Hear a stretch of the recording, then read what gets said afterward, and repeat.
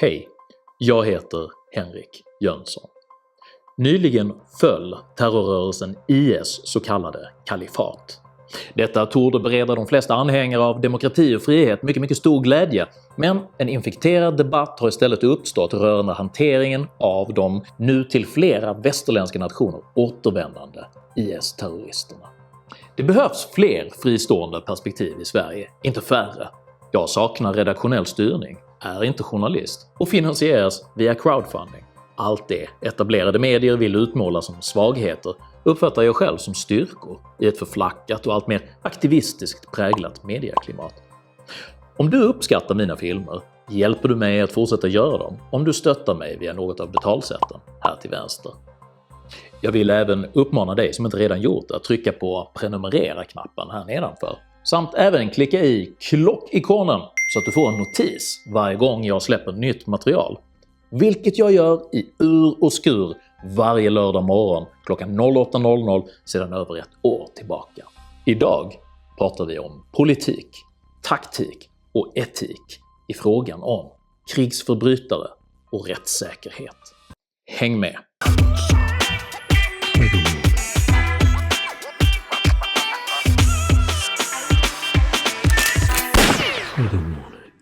Var saker bättre för? I början av 2000-talet hade vi Al Gore, George W. Bush och Al-Qaida. Idag har vi Greta Thunberg, Donald Trump och IS.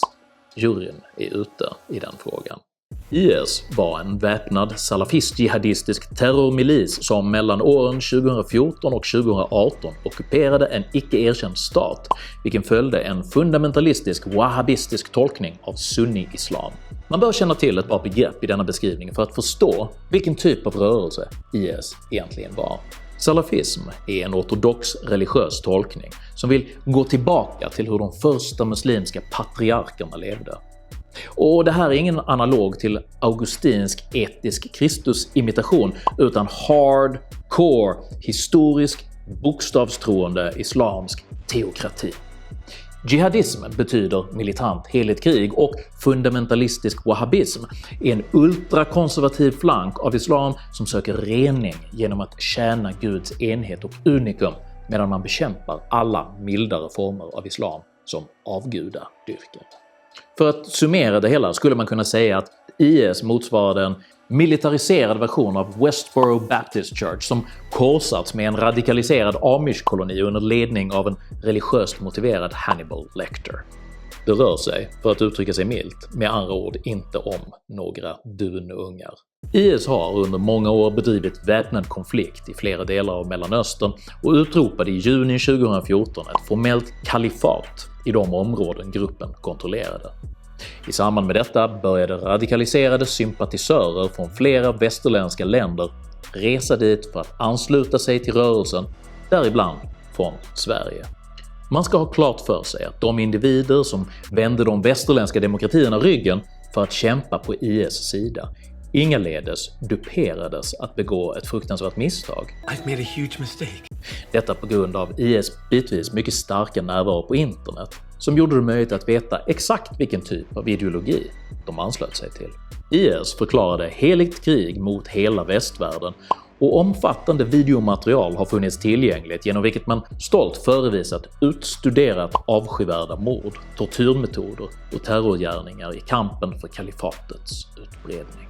När denna terroriströrelse nyligen kollapsade aktualiserades frågan: vad ska de personer som kämpat för IS nu ta vägen?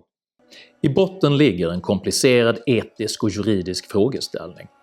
En person med svenskt medborgarskap har rätt att vistas i Sverige, men är det moraliskt och säkerhetspolitiskt rätt att låta en person som har skurit halsen av barn och som har korsfäst kristna i ett heligt krig mot den västerländska kulturen att återvända till ett land och vederbörande deltagit i en människorättsvidrig kamp mot?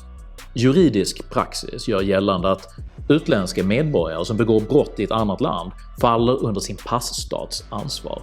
Dessa individer tenderar att deporteras för att låta passtaten ta hand om det problem de utgör.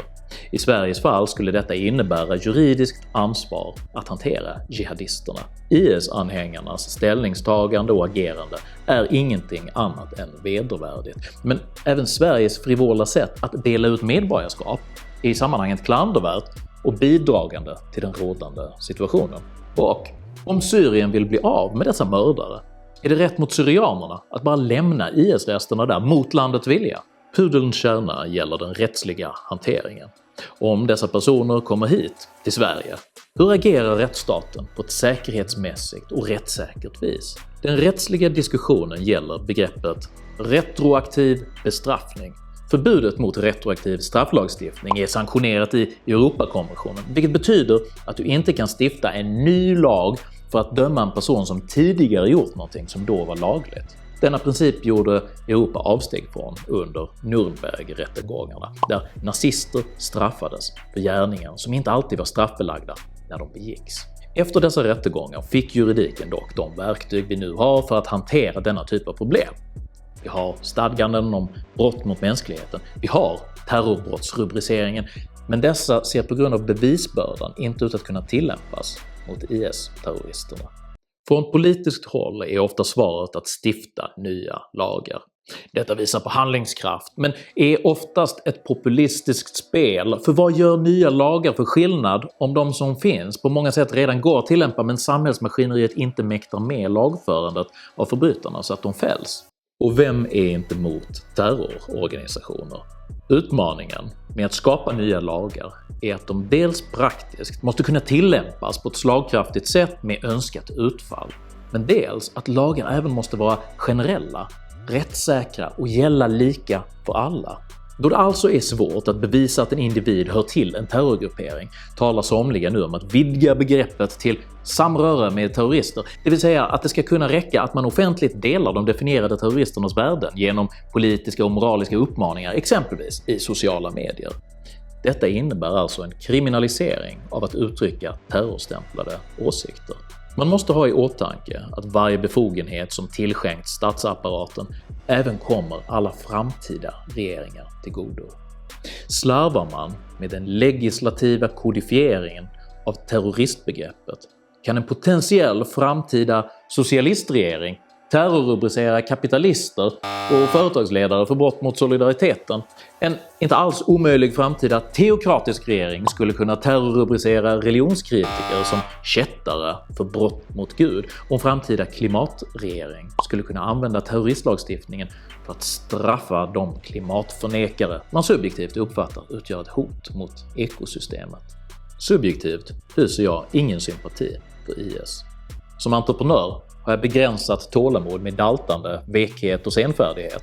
Men om det finns en plats för byråkratiska processer så är det i den juridiska kodifieringen av rättsstaten.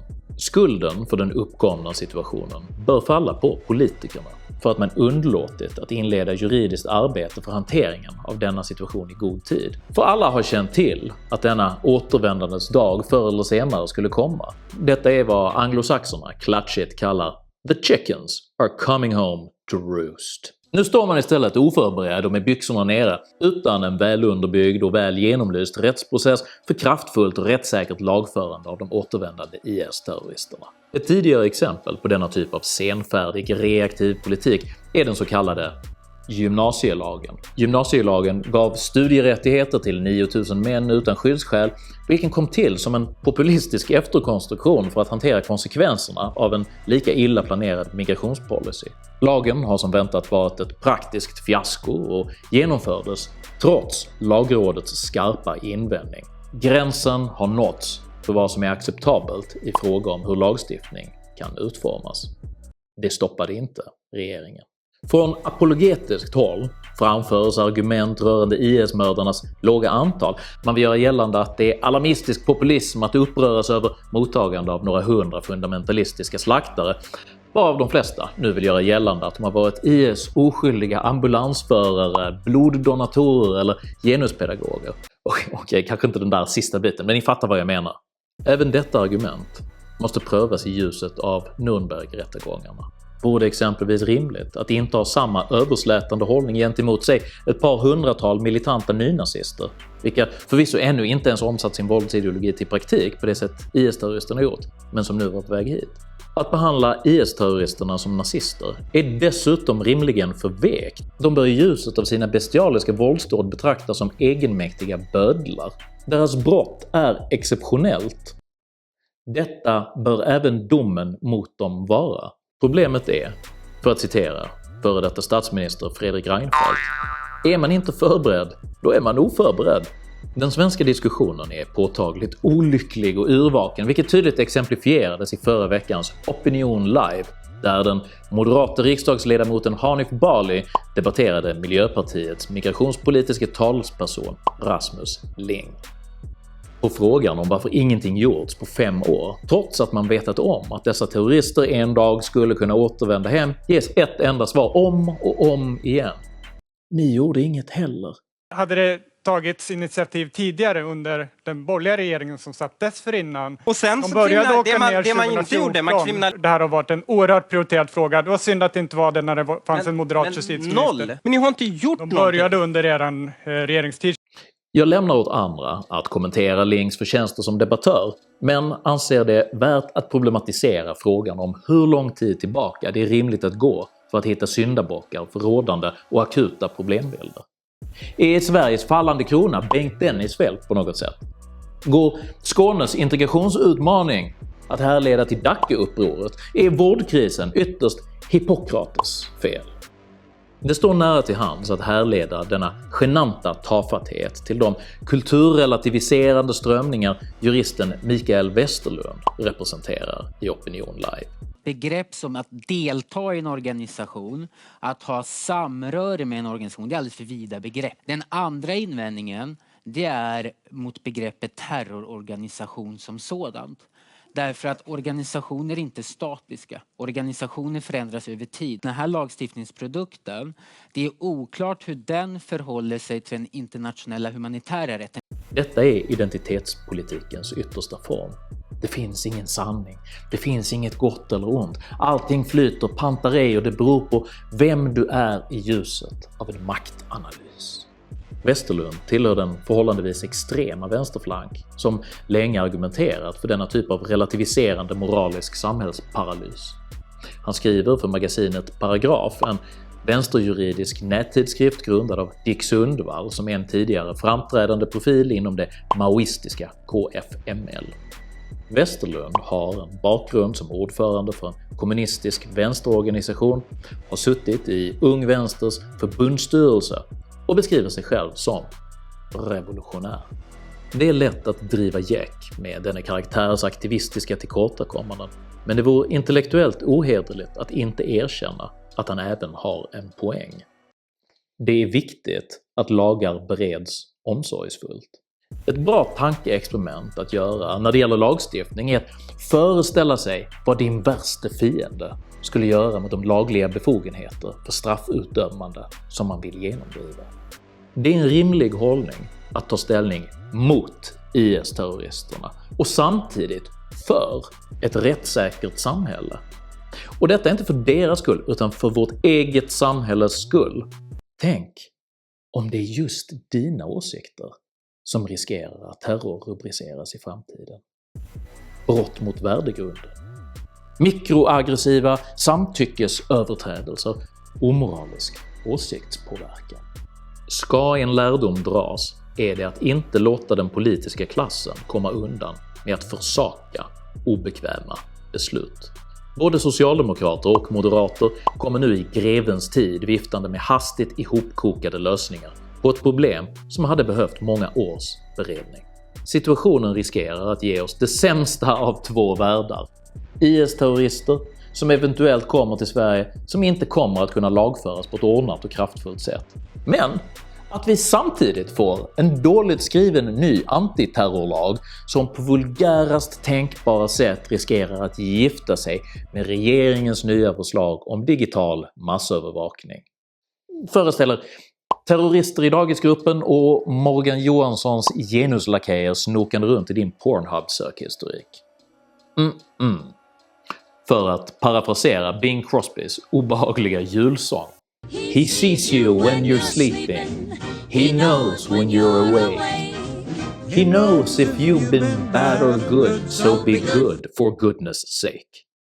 Som avslutande gestaltning av den politiska handlingskraft som placerat Sverige i denna olyckliga situation ger jag er Liberalernas Jan Jönsson och Rasmus Lings slutplädering.